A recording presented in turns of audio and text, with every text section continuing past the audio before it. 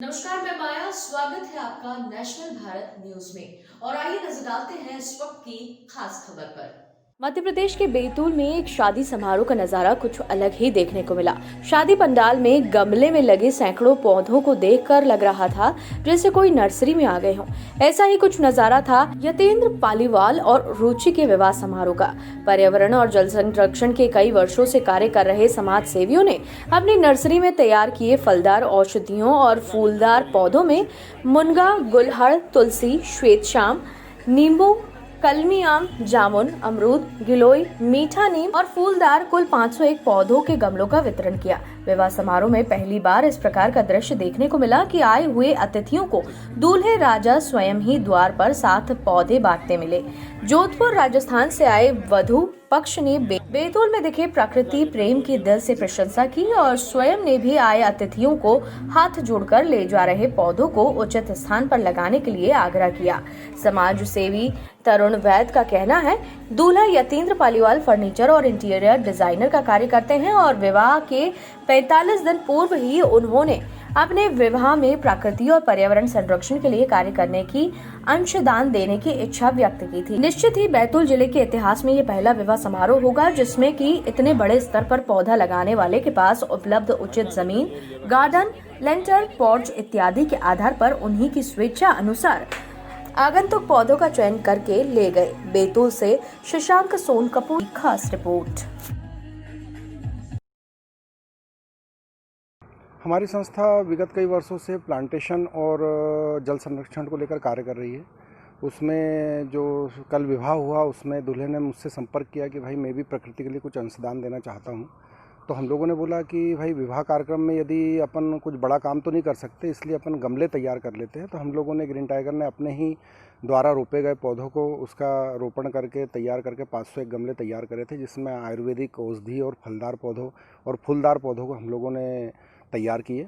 और उन 500 गमलों को ले आकर हमने वहाँ पे एक स्टॉल लगा के वहाँ पर रखे थे विवाह में, और दूल्हा दुल्हन के हाथों उसको बंटवाए और शुरुआत उनसे करवाने के बाद फिर हम लोग सभी को बांटते रहे। इसमें एक अच्छी बात ये रही कि एक प्रकृति के लिए एक बहुत अच्छा मैसेज जन जागरण में गया है। लोगों ने अपने तरफ से खुद अपनी आवश्यकता अनुरूप अपनी छत की आवश्यकता, गार्डन की आवश्यकता, गली की आवश्यकता, खेत की आवश्यकता अनुरूप हम लोगों से पौधे लेके गए। मैं वर पक्ष था, मेरा साला है जिसकी शादी थी, तो मैं ग्रेटर नोएडा से आया और आने के बाद में फिर बातचीत हुई हमारी। तो मैं पूछा कैसे क्या है, तब इन्होंने मेरे को ये अपना आइडिया बताया कि हम ऐसा ऐसा करने जा रहे हैं, 500 वृक्ष बांटेंगे, अपनी शादी पे ऐसा आयोजन करेंगे, संस्था के साथ जुड़े हैं।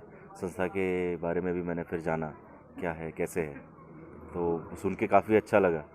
और मतलब मेरे को एक टाइम पे ऐसा लगा कि ठीक है, ये ऐसी सोच मेरे को मेरी शादी के टाइम पे क्यों नहीं आई।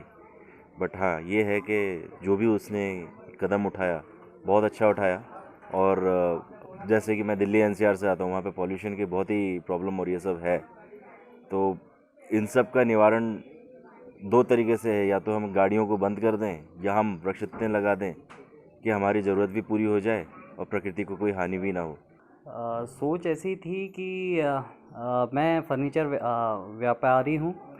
पिछले 7 सालों से मैं इस व्यवसाय से जुड़ा हुआ हूँ और लगातार फर्नीचर बेस काम कर रहा हूँ।